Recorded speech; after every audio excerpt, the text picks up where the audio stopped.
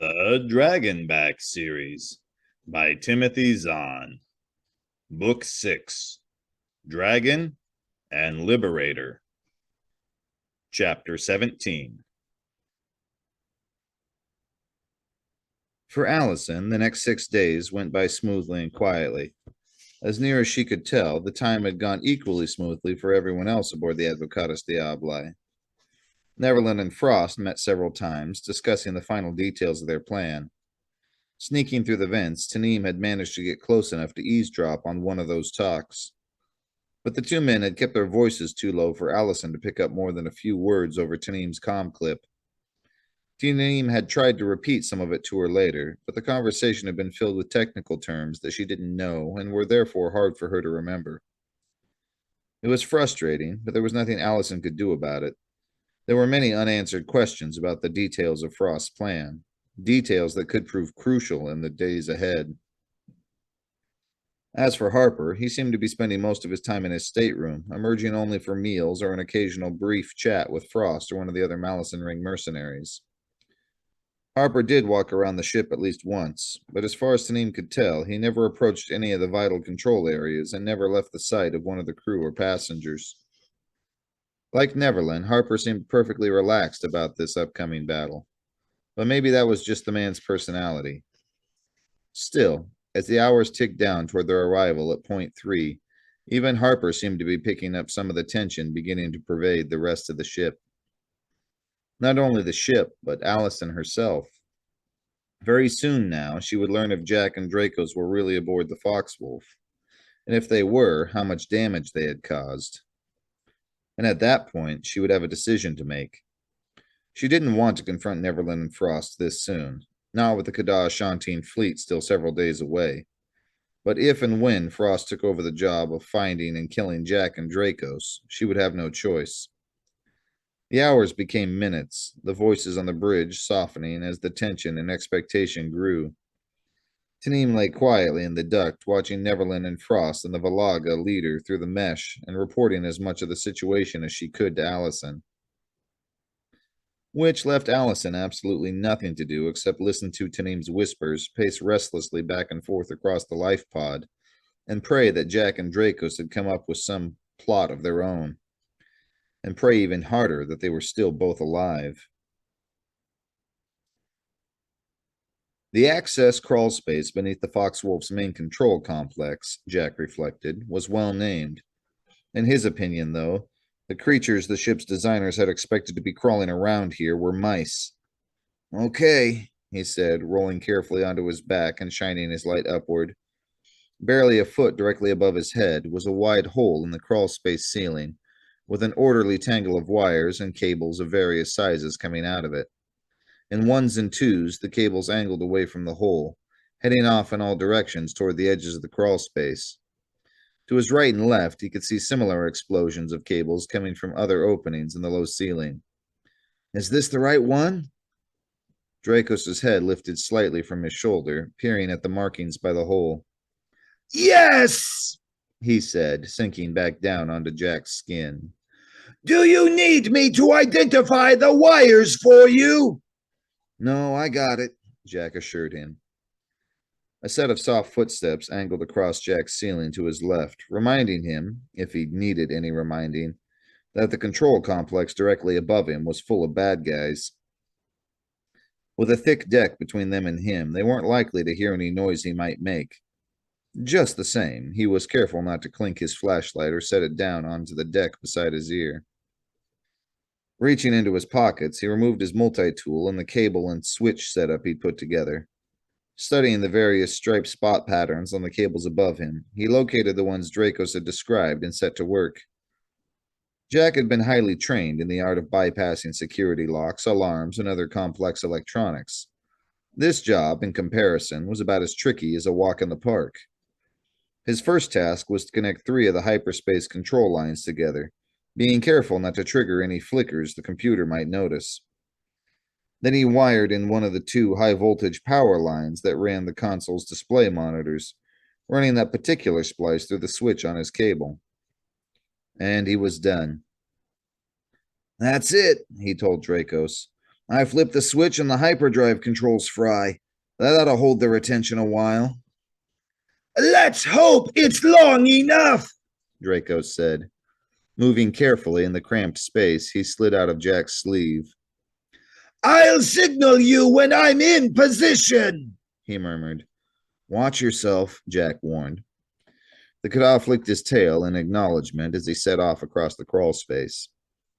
Jack watched him go, feeling a frustration that was edging toward despair.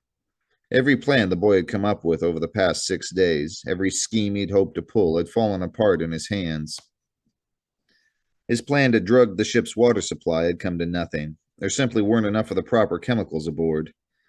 His backup plan, to fire a surge through the death weapon's power lines, had merely ended up popping circuit breakers and getting them chased away again. The Valaga had responded to that one by taking a bunch of their security cameras from other areas and installing them in the tween gap. By the time the Valaga finished, all approaches to the 2 death weapons were covered. Dracos' plans hadn't fared much better. He tried using the ventilation ducts to approach the weapons, only to discover the Valaga had tripled the guard. Many of the Brumgas were stationed outside in the corridors, and Dracos had concluded that a surprise attack from the duct would almost certainly succeed. But with the tween gap now virtually closed to him and Jack, the ventilation system was their only means of traveling invisibly through the ship. With cameras still mounted in the weapons room, any attack from the ducts would give that secret away, leaving them nothing. Jack and Dracos had discussed the situation and decided not to risk that until and unless they were desperate. Now, with less than an hour before the Foxwolf reached point 3, they were. And so Dracos was going to go and try to take out the Starbird Death, the one they knew was still operational, leaving the one Jack had tried to gimmick when they'd first come aboard, which by now Jack knew was probably also back to being operational. He took a careful breath, trying to focus on the positive points. The Valaga had had 4 death weapons to use against the Kada and Shantine refugees. In a few minutes, they would have only 1. Surely that counted for something. Jack! Dracos' voice came softly from Jack's comm clip. I'm in the duct! 10 minutes and I should be there! Right, Jack said. Just let me know when you're ready for me to turn their hyperdrive console into toast. I will! Dracos paused, and Jack could imagine his jaws cracking open in a grin. Butter side down, of course. Despite his gloom, Jack had to smile. Butter side down, he confirmed. And then get out as quickly as you can, Dracos added, going serious again. I'll meet you back in the recycling room. Sure, Jack murmured, his smile fading. Toast butter side down had been one of Uncle Virgil's favorite catchphrases. Uncle Virgil. Virgil Morgan, professional thief, con man, and safecracker, who had somehow ended up in possession of both Jack and the SNA after Jack's parents were murdered 11 years ago. How in the world had that happened? Jack didn't know. It was possible he would never know. Uncle Verge, the copy of his personality that Uncle Virgil had planted in the SNA's computer, claimed that he had no information about that part of Jack's life. But Uncle Verge was in control of the SNA, and despite Jack's instructions, the SNA had apparently followed him to point 2 and rendezvoused with Neverland's Advocatus Diaboli. Neverland, whose attempted frame-up of Jack for theft and murder had gotten him into this whole thing in the first place. Neverland, who Jack had only recently discovered had been directly involved with the murder of Jack's parents. Coincidence? Jack didn't know that either. He swallowed against a lump that had suddenly appeared in his throat. It was possible Uncle Verge had betrayed him. Maybe Allison had betrayed him too. Certainly she wasn't someone he could completely trust. But he had Dracos. He could only hope that he could still say that 15 minutes from now. As part of their overall plan for the gatekeeper's air ducts to double as backdoor access routes, the ship designers had made sure the ventilation grills would be difficult to see through from inside the rooms. Dracos was therefore able to move silently and invisibly toward his goal. To his surprise, the invisibility part proved less important than he'd expected. At first, there were plenty of Brumgas striding through corridors or lounging about the various rooms he passed. But as he approached the number 4 weapons bay, that number became less and less. The last 3 rooms he passed, in fact, were completely deserted. Something was wrong. He took the last stretch of duck at a careful crawl, his tongue flicking out as he went, trying to analyze the scents of Brumga and human and Valaga drifting on the air around him. And it was no doubt because he was taking such care that he spotted the small object sitting just inside the weapons bay auxiliary control room grill. He froze in place 10 feet away, peering hard at the object. It looked like a tube or perhaps a section of thick cable, about 6 inches long and 1 inch in diameter. It was too wide to have gotten through the small holes in the grill, which meant someone must have opened the grill in order to put it there. He flicked out his tongue again. This close to the grill, he should be able to pick out the specific scents coming from that room. There was 1 human in there, he decided, plus 4 or 5 Brumgas. No Valaga. He frowned, his tail arcing with sudden suspicion. Only a handful of defenders for one of the precious remaining death weapons? Not a chance, especially since his earlier checks had showed guard contingents 3 times that size. Could the rest of them be spread out in the corridor where they would have a better field of fire? Backing up, he slipped into the duct that paralleled the corridor outside the room. He flicked his tongue at the nearest grill, looking for the scent of nervous Brumgas. But it wasn't there. The corridor was deserted, or nearly so. Something was definitely wrong. He returned to the room's duct again and took a cautious pair of steps toward the object lying inside the grill.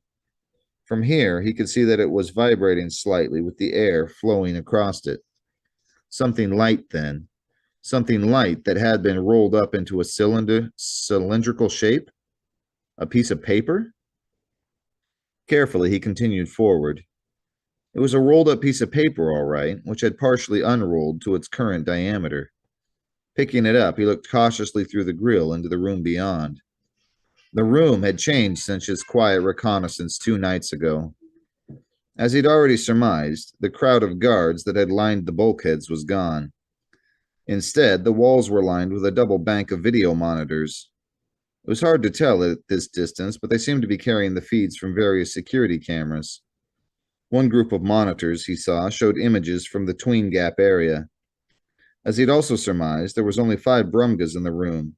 3 of them were standing around the control end of the death weapon, their backs to Dracos behind his grill. 2 more were standing watchful guard by the door, with the grill at the edge of their peripheral vision. Standing 2 paces behind the 3 at the controls, the stiffness of his back betraying his tension, was Wing Sergeant Langston. Dracos eyed the group, his warrior instincts tingling. 5 Brumgas out of over 300 and a human whom they clearly didn't trust.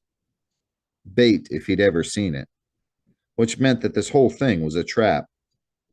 Taking one last look through the grill, Dracos picked up the rolled-up paper and retreated quietly along the duct. He found a hidden spot away from any of the grills, one where he had 3 different escape routes available to him.